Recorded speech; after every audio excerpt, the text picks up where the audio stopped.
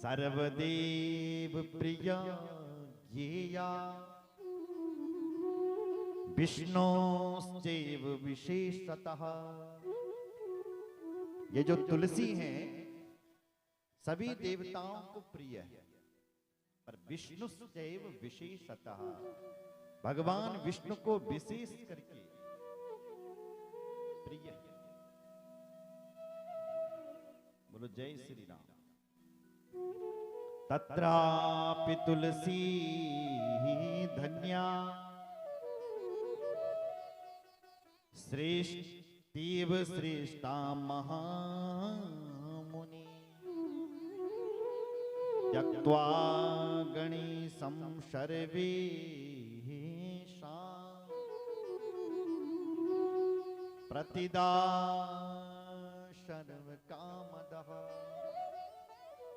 तत्रापि तुलसी धन्य है, ये तुलसी मां बड़ी धन्य है।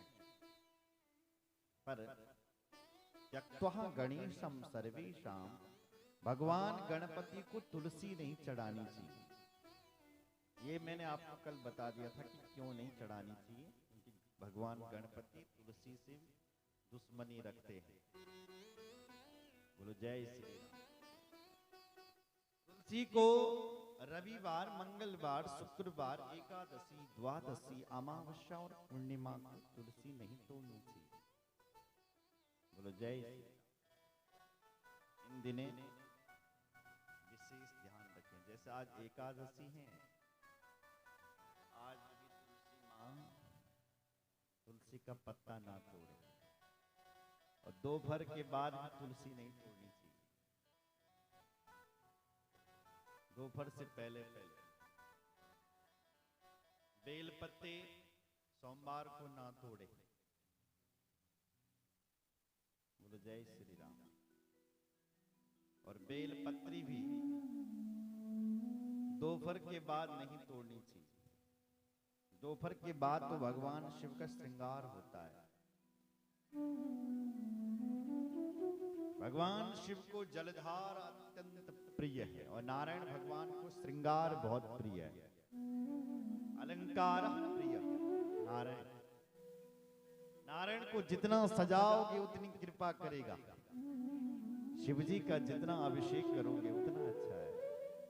इसलिए विद्या कामस्तु ग्रीष्म, श्रीमद् भागवत ने तो यहां तक कहा कि किसी को विद्या प्राप्ति करनी है तो वो भी भोले बाबा की उपासना करे।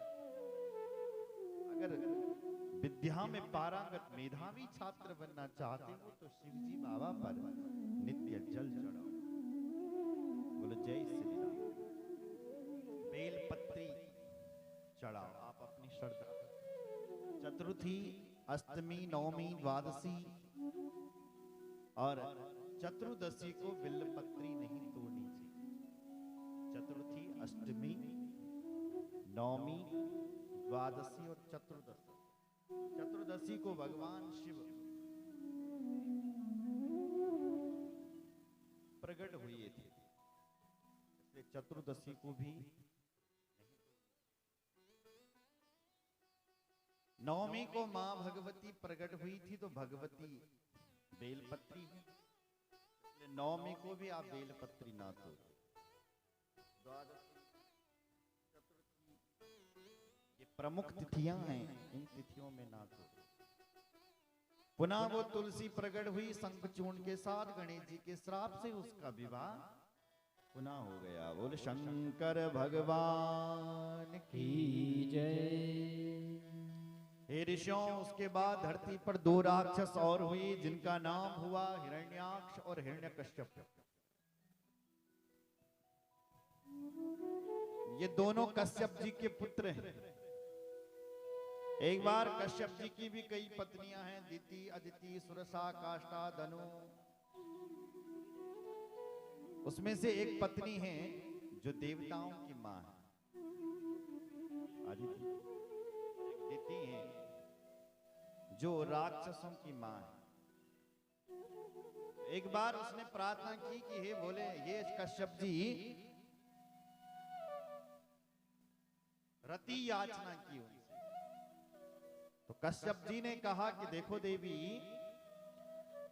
जो स्त्री सायंकाल के समय अपने गर्भ में गर्भ धारण करती है, उसकी जो संतान है वो दुष्ट पैदा होती है। इसलिए किसी भी स्त्री को सायंकाल के समय गर्भ धारण नहीं करना चाहिए, क्योंकि शाम का समय शिव जी का होता है, शाम का समय संध्या का होता है। शिव जी ही नहीं, हमारे पितर भी शाम के समय इस धरती पर 3 बजे से विचरण करते हैं। भगवान शिव स्वयं घूमते रहते हैं 24 घंटे, इसलिए शाम के समय तो बाबा की आराधना होनी चाहिए।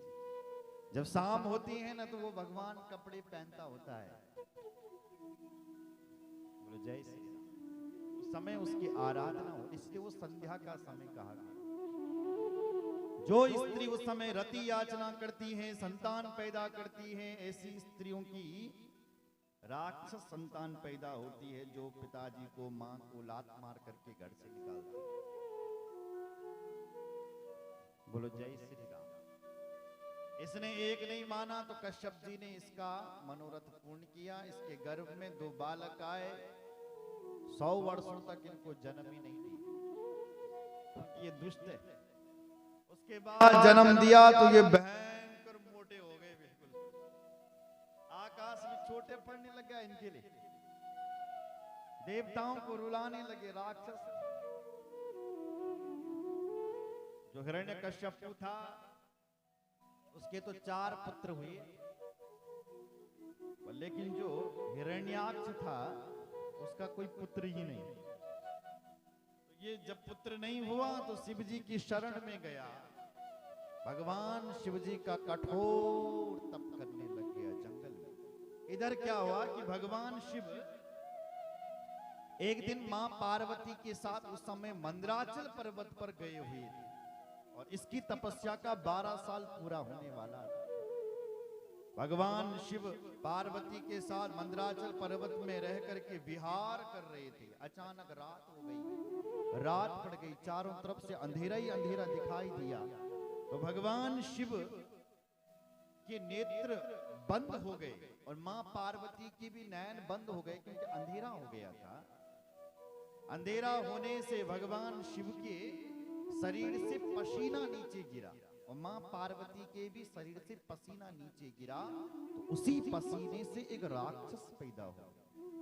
ऐसा लिखा हुआ है, गर्भो बभूवात कलाल वस्त्रो भयं करः क्रोध करा कृतघ्ना अंधो विरूपी जटिलाश्च कृष्णो नरितरो विकृतः पुरो महा। गर्भो बभूवः कराल वस्तु, काला काला सा एक आदमी पैदा हो गया। भयंकरम क्रोध, ऐसा लग रहा था कि उसकी आंखें किसी को मारने वाला था, ऐसा क्रोध उसकी आंखों पर। जैसे अंधो विरूपी जटिलाश्च कृष्ण, आंखें उसकी बंद थी, इसलिए वो अंधा पैदा हुआ। इतने में क्या हुआ कि वो बालक वहां पैदा हुआ, और उधर हिरण्याक्ष कठिन तपस्या कर रहा है। धरती डगमगा गई। बोले बाबा ने पार्वती से कहा, पार्वती चल। तो उन्होंने उस बालक को भी साथ में लिया जो वहां पैदा हुआ था, शिव और पार्वती ने, और इस हिरण्याक्ष के पास आए। ऐसी कहानी। इससे बोले, भाई क्या चाहिए तुझे, वरदान मांग, क्या चाहिए क्या चाहिए क्या चाहिए। तब कहता है, भोलेनाथ यदि आप मुझसे प्रसन्न हैं तो पुत्रस्तु में चंद्र ललाट नास्ति सुवीर्यवादी त्यकुलानि रूपी तदर्थ में तद्व्रतमास्ति तोयम तम्मे हि देवेषु सुवीर्यवंतम। हे भगवान शंकर, यदि आप मेरे से प्रसन्न हैं, पुत्रस्तु में चंद्र, मुझे एक बेटा दीजिए, बेटा दीजिए। कैसा बेटा?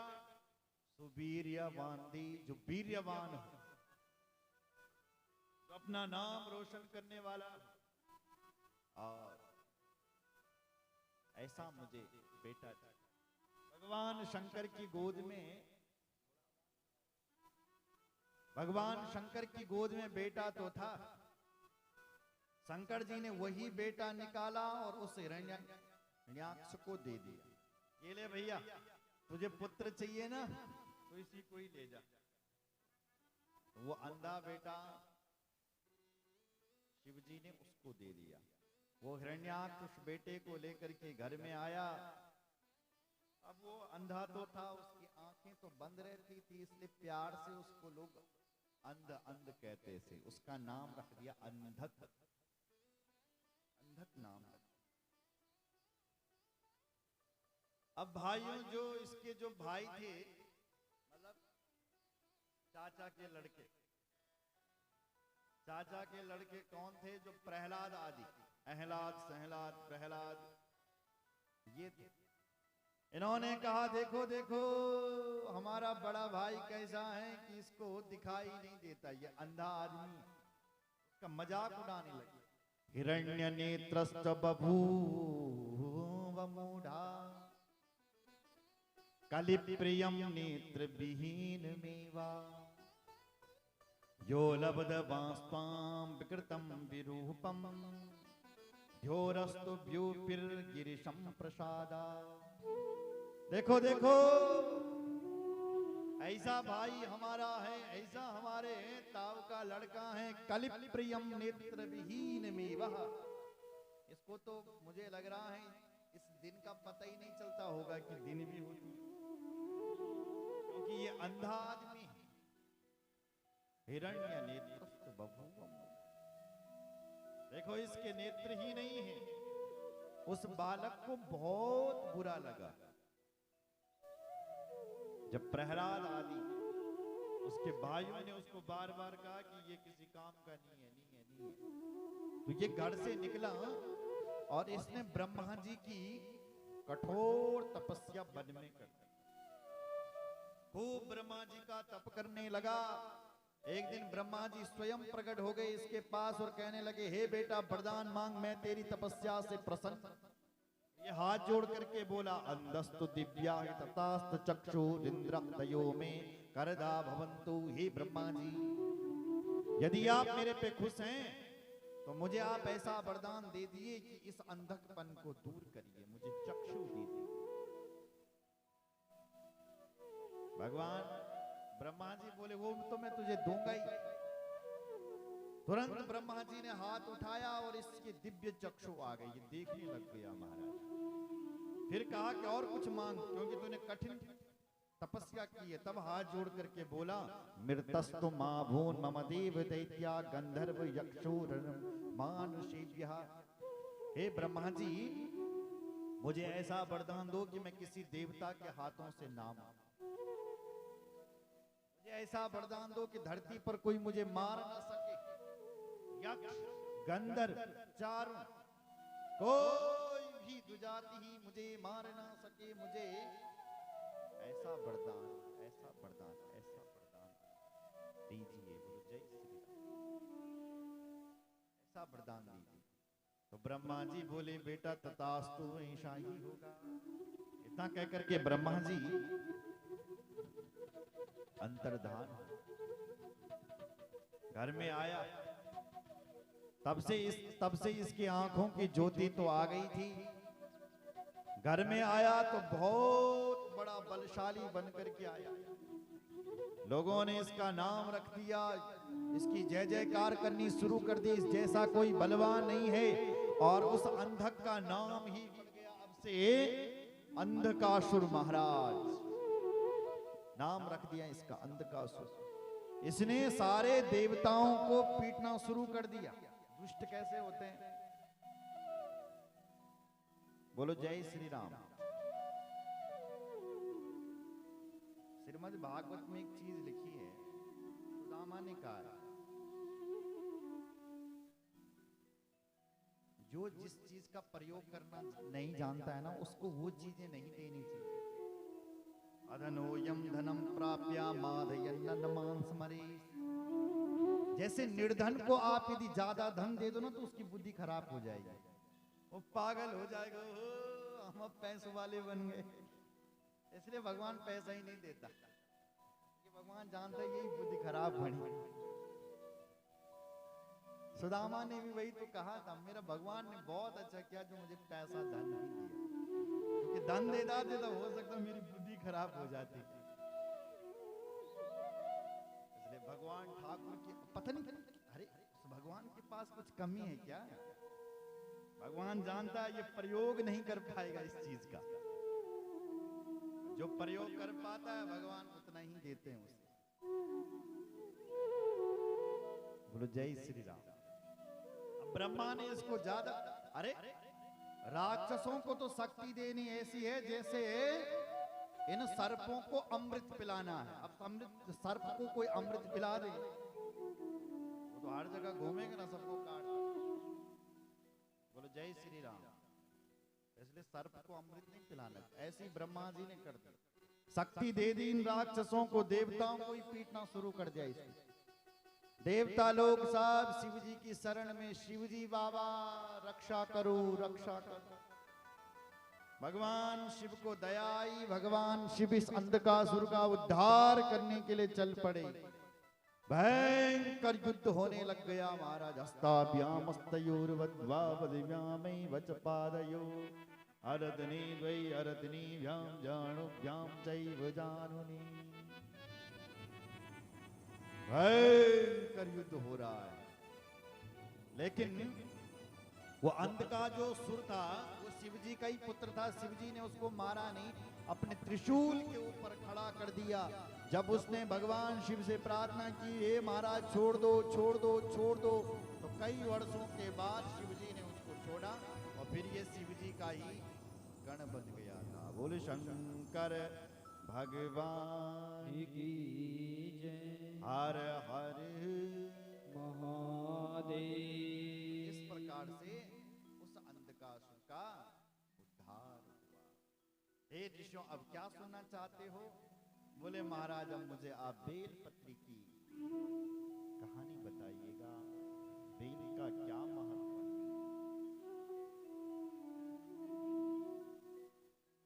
बोले शंकर भगवान की जय। दर्शनम बिल्वपत्रस्य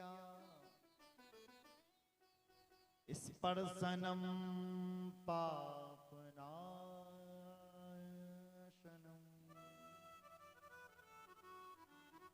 अघोर पाप संहार बिल्वपत्रम शिवार्पणम।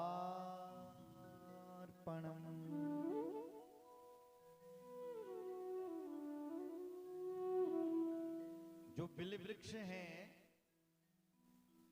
मां पार्वती। एक समय की बात थी, भगवान शंकर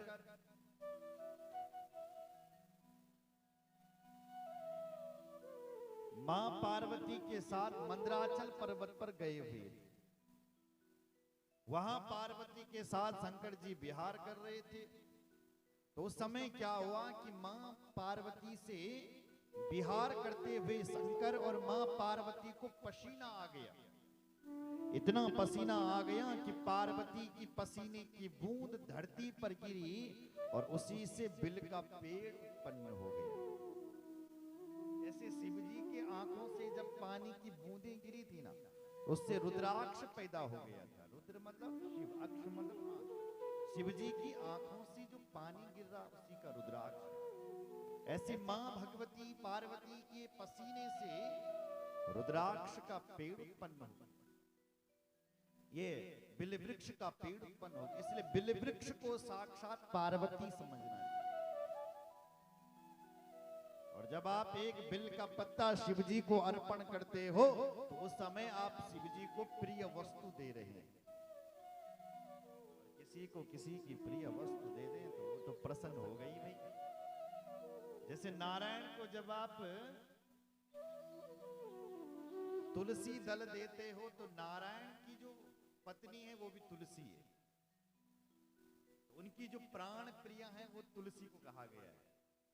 तो जब आप उनकी प्रिय वस्तु उन्हें दे रहे हैं तो वो तो प्रसन्न होंगी। ऐसी ही जो बिल्व पत्ता है वो माँ पार्वती हैं। जब आप शिव जी के ऊपर बिलपत्र चढ़ाते हैं तो आप पार्वती को शिव जी को दे देते हैं। आप बहुत बड़े दानी हो गए। जय श्री राम।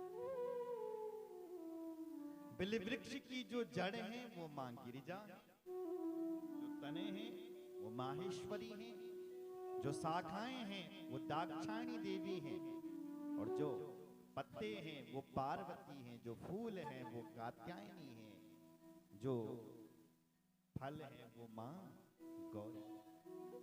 संपूर्ण बिल वृक्ष ही माँ शक्ति है, पार्वती।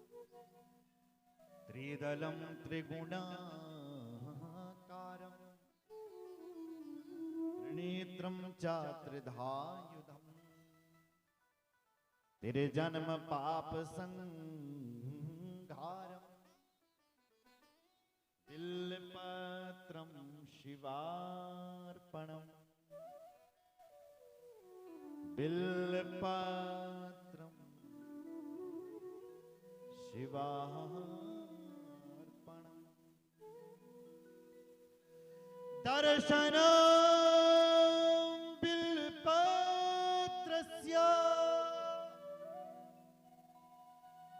स्पर्शनम पापनाशनम अघोरम पाप संहारम बेलपत्रम शिवार्पणम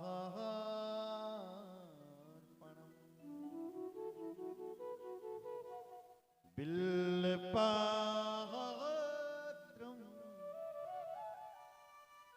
शिवार्पणम। बोले शंकर भगवान की जय। हर हर महादेव। इस प्रकार से बिल वृक्ष की महिमा है। बोलो जय श्री राम। आगे ऋषियों ने प्रश्न किया, गुरुदेव ये बताए कि बाबा गणेश जी का विवाह कैसे हुआ। हम ये कथा सुनना चाहते हैं। हम ये भी सुनना चाहते हैं कि आगे ये बताएं कि शिव जी के कितने अवतार हुए। ये बताएं कि हनुमान जी कैसे शिव जी के अवतार में आए।